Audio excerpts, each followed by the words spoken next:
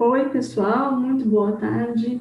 Sejam bem-vindos e bem-vindas a mais uma aula de teatro. Hoje nós vamos tratar de um tema um pouco teórico, mas extremamente precioso para o teatro, que é o texto teatral. Resolvi fazer uma aula gravada e estou tentando misturar, eu acho que vocês perceberam, uma aula gravada com uma aula ao vivo pelo Zoom. Por quê? Porque alguns estudantes estão sem celular ou estão com algum problema na internet e não estão conseguindo acessar a aula ao vivo. Então, às vezes fica mais interessante fazer uma aula ao vivo, dependendo do exercício, mas às vezes também fica mais acessível a gente fazer algumas aulas gravadas e vocês me passarem depois os exercícios, para que todo mundo consiga fazer, tá? E aí eu vou passar depois dos exercícios, é extremamente importante que vocês me deem essa devolutiva, porque meio que conta com a presença de vocês na aula, tá bom? Seguinte, hoje nós vamos estudar o texto teatral, e é uma oportunidade fazer essa aula gravada, porque é uma oportunidade para ter esse material, para que vocês tenham esse material e vocês possam consultar, porque é um material denso, bem teórico, e que exige o entendimento, né? Para que a gente... Existem muitas formas de fazer uma peça. A gente pode fazer uma peça a partir de uma obra de arte visual, um quadro. Você pode olhar para um quadro, imaginar uma história, criar aquela história, montar uma peça, sim.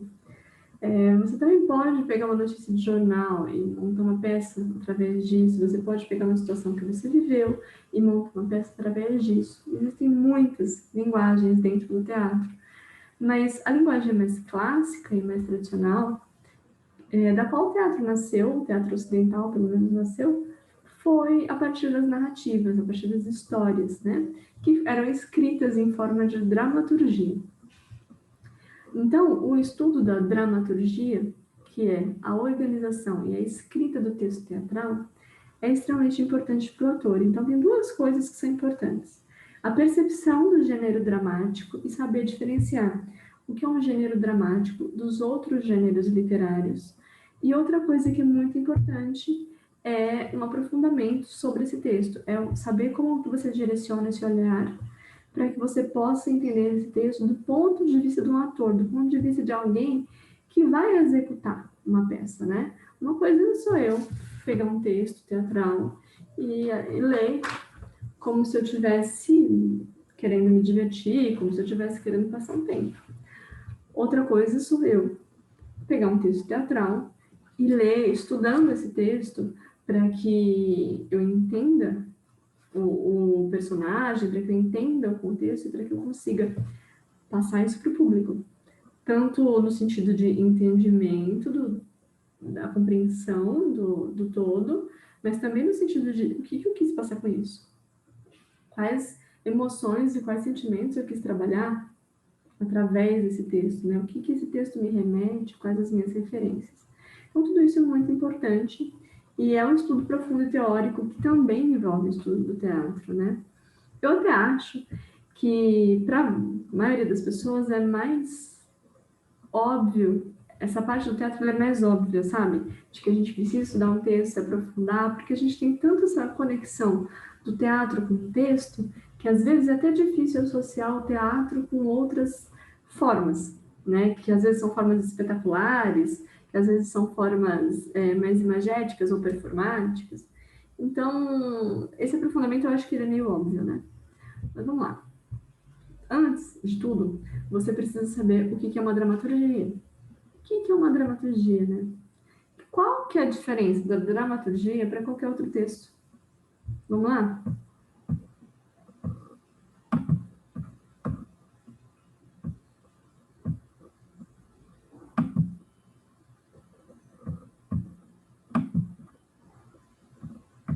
Aqui, que eu tenho a página da Secretaria de Cultura, mas não é ela que eu quero mostrar. Agora sim. Aqui eu tenho a subdivisão dos gêneros literários. Então, vamos pensar, dramaturgia, o que é, né? Que eu acabei de dizer para vocês.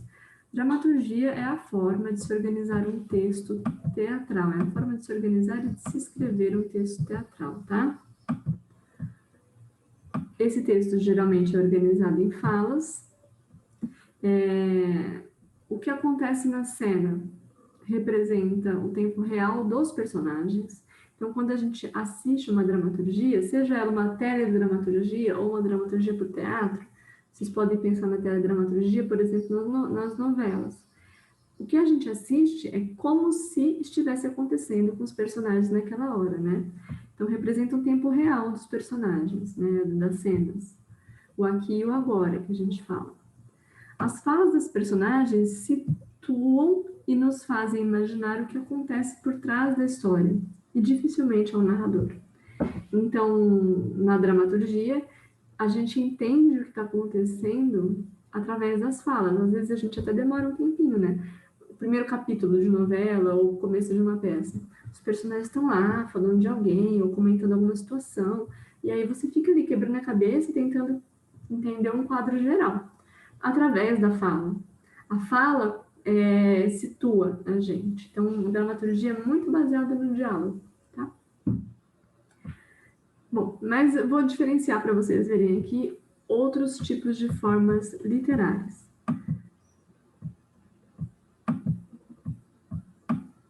A literatura ela é dividida em 3 grandes gêneros: o épico, o lírico e o dramático, tá?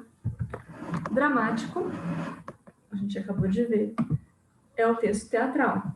Então, é o que se passa no aqui e agora, é o texto que é muito baseado no diálogo, onde tem uma linha do tempo, na qual tem um começo, meio e fim, e você acompanha essa linha do tempo como espectador, sem grandes recortes, sem grandes flashbacks. E quando tem flashback, representa uma memória que o personagem está tendo naquele momento, né? Mas sem grandes recortes históricos, do tipo da história ir e voltar. É claro que isso pode acontecer, tá, gente? Mas sem muito isso, assim, sem muita descrição do que está acontecendo. É mais o tempo direto e através de falas. É muito direto, dramaturgia. Tá?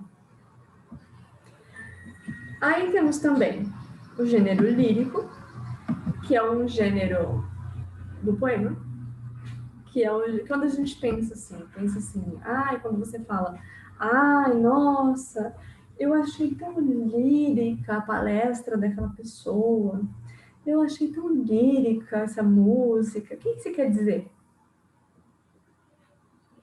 Provavelmente você quer dizer de alguma peça, de algum texto, de alguma coisa que você viu que te remete a imagens, que te traz sentimentos, que te afeta de um outro jeito que não é só no seu entendimento, mas te afeta no sentido, sabe? Isso é lírico. O lírico não é tão racional. O lírico, ele é dos sentidos, ele é sinestésico, que a gente fala, porque ele nos afeta, às vezes, no tato, às vezes no paladar, às vezes ele remete a cheiros, e ele traz metáforas. Se eu disser assim, o dia hoje está quente como o inferno, eu estou dizendo que eu estou vivendo no inferno? Não. Mas eu estou comparando o calor do dia de hoje com aquilo que a gente imagina no inferno, que é um lugar quente, um lugar inóspito, não sei o quê. Eu não estou dizendo, nossa, o meu dia está tão quente que eu poderia comparar com o calor do inferno. Isso não é uma metáfora. Metáfora é quando eu coloco duas imagens, uma do lado da outra. O dia está quente como o inferno. Pum. Confrontei meu dia com o inferno. E aí vocês fizeram a relação. Deixa esse espaço para o outro fazer a relação. O lírico, ele trabalha muito através das metáforas. Através desse espaço que tem da fala para o que o leitor sente. O leitor entende, o leitor assimila daquilo, tá? E o épico é tudo aquilo que é passível de ser contado. Quando você pensa assim, nossa, vi um filme épico, provavelmente você vai pensar no Troia, ou, sei lá, num filme que conta a jornada de um herói, porque são ações dignas de serem contadas. O épico remete a tudo isso. A algo que é digno de ser contado, a um tempo histórico que a gente quer voltar, quer contar, quer trazer para o público, né? Mas aí, tem lá no fundinho, uma figura do narrador, uma figura de alguém que está contando uma história, de uma história que já foi, que já aconteceu. E essa história está sendo descrita muito aos olhos do público. Então, além dela estar sendo mostrada, né, no caso de filmes, ela está sendo descrita. Ela é uma jornada, tá? O épico tem a ver com os romances, é a linguagem que enquadra romances, crônicas, tá? É claro que a gente fala épico comumente para coisas tipo, nossa, incríveis. A gente usa esse linguajar comumente, mas não é o gênero da literatura, tá? Mas pensa nisso, assim, porque a gente faz essa relação porque são as coisas que são dignas de serem contadas. Bom, vamos lá. Para dar um exemplo mais concreto, eu vou pegar a Maria Carolina de Jesus, que foi uma romancista brasileira, e essa senhora aqui, e ela escreveu um livro muito importante na literatura brasileira, que se chama O Quarto de Despejo, tá? A Maria Carolina de Jesus, e aí eu acho bem legal trazer a história dela, porque aconteceu um fato interessante semana passada. Ela foi uma senhora, uma mulher, que foi catadora de papelão, e ela era empregada, também trabalhou como empregada.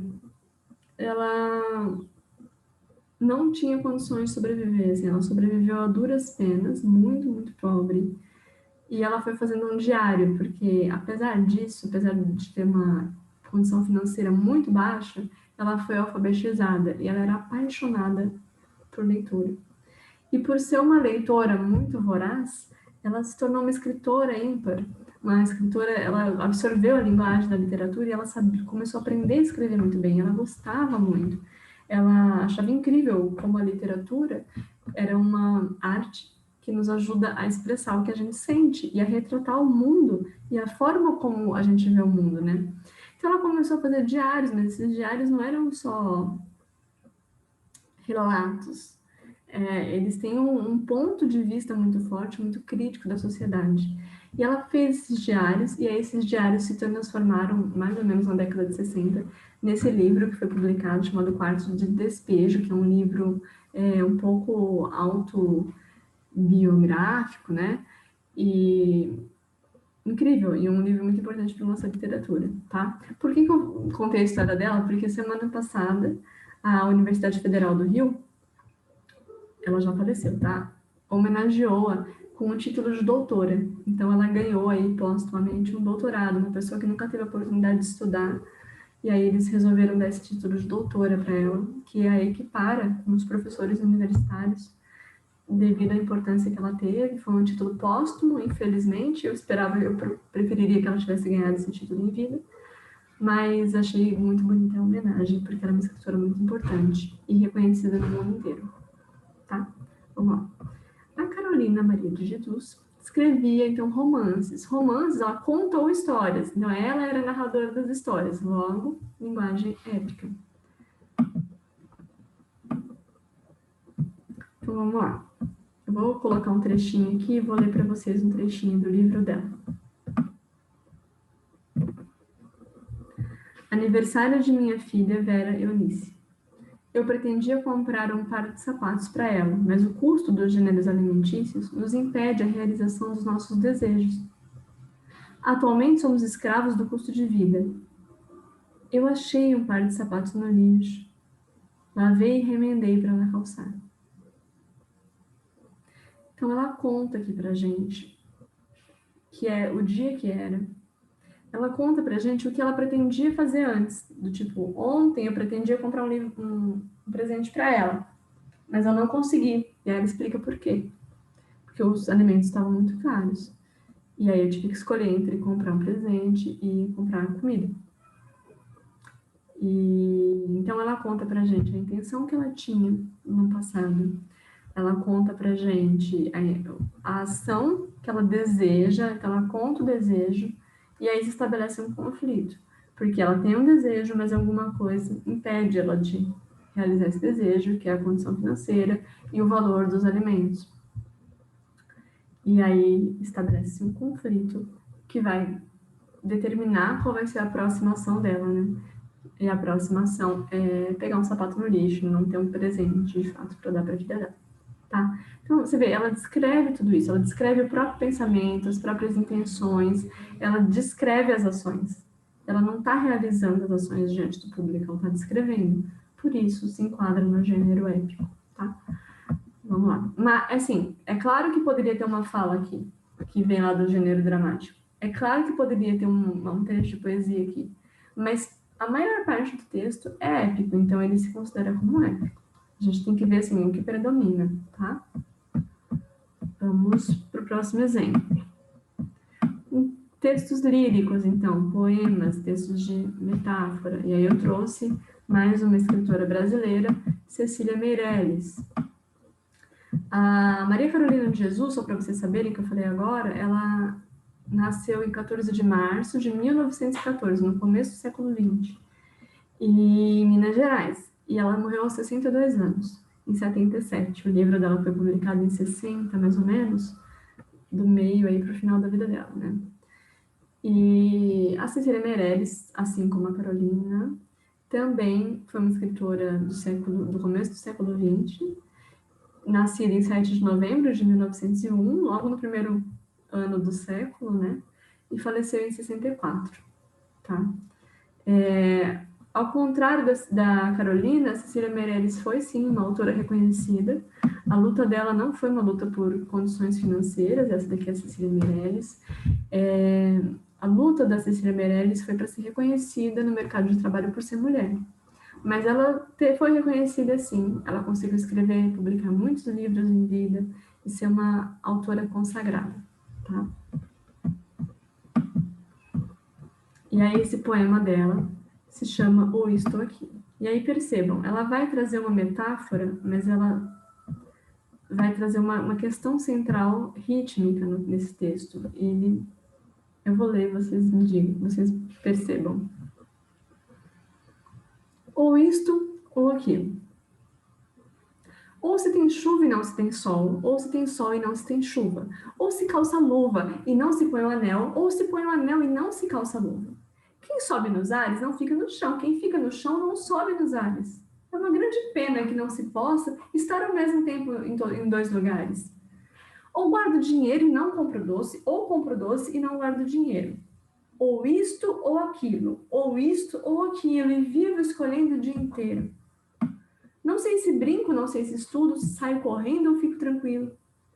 Mas não consegui entender ainda qual é melhor, se isto ou aquilo.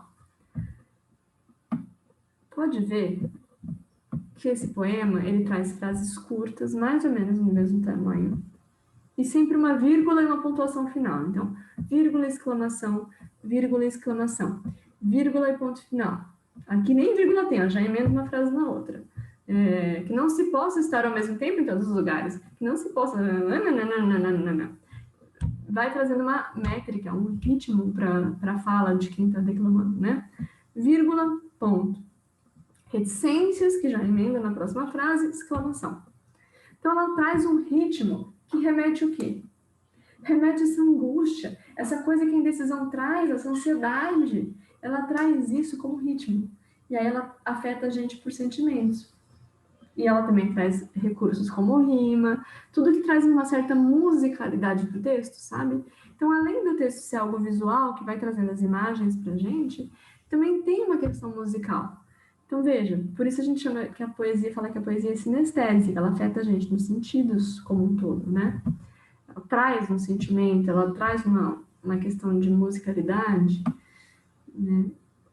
E por isso, esse texto é predominantemente lírico. Poderia ter uma fala? Poderia. Poderia ter uma narração? Poderia. Porém, predominantemente, ele é poético. Então, ele é lírico. E aí, o último exemplo é do texto dramático. E aí eu trago aqui para vocês o Ariano Suassuna, que foi um autor contemporâneo a nós, mas também do século XX, que nasceu em 1927 em João Pessoa, Paraíba, e faleceu dia 23 de julho de 2014. Logo agora, né? Muita gente consegue ver, já viu até palestra dele, muitas pessoas viram palestras, mas muita gente consegue ver vídeos deles incríveis, incríveis, maravilhosos. Procurem o nome dele no YouTube, ele é maravilhoso. Foi maravilhoso, né? E o Suassuna tem uma outra pegada, ele é esse senhor aqui. A gente vai falar mais dele, mas deixa eu ver se tem as imagens dele aqui. Não, Maria Carolina, aqui, o Suassuna. Esse tiozinho aqui, ó. E ele era uma pessoa que viveu muito tempo, ele nasceu na Paraíba, mas viveu muito tempo em Pernambuco e conta muito, né? Ele traz muito essa linguagem do Nordeste na sua escrita, né? A cultura nordestina como um todo. Tá? Vamos voltar lá. Bom, vamos lá.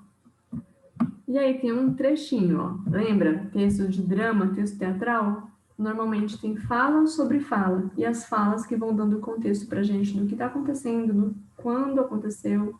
Então, tem o nome dos personagens em cima. E depois tem as falas. A gente nunca precisa ler o nome dos personagens, tá? Eu vou ler só para vocês saberem quem eu tô falando, mas quando a gente tá lendo com parceiros de cena, não precisa. Outra coisa é que no texto dramático costuma vir entre parênteses, esse exemplo aqui não tem, mas costuma vir entre parênteses a ação, por exemplo. Fala sussurrando, e aí vem entre parênteses. A gente chama esse parênteses de rubrica, e a gente não precisa ler o que está entre parênteses.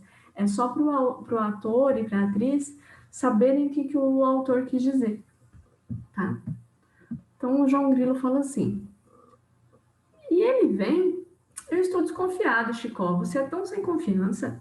Chicó responde, eu sem confiança? Que isso, João? Tá me desconhecendo? Juro que ele vem. Ele quer benzer o cachorro da mulher para ver se o bicho não morre. A dificuldade não é ele vir, é o padre benzer. O bispo está aí. E eu tenho certeza que o padre João não vai querer benzer o cachorro. Então, eles estão contando uma história de alguém que tem um cachorro e quer benzer o cachorro. E a gente entende isso não porque eles explicam, mas porque eles falam sobre isso e a gente pressupõe. Então, a linguagem teatral é muito direta nesse sentido, tá? Mas, assim, isso é muito parecido com roteiro também, né? Com roteiro de cinema. Por que a gente não chama isso de roteiro? Por que a gente chama de dramaturgia e diferencia do roteiro de cinema? Vocês sabem? No próximo trecho a gente vai falar um pouco sobre isso, então.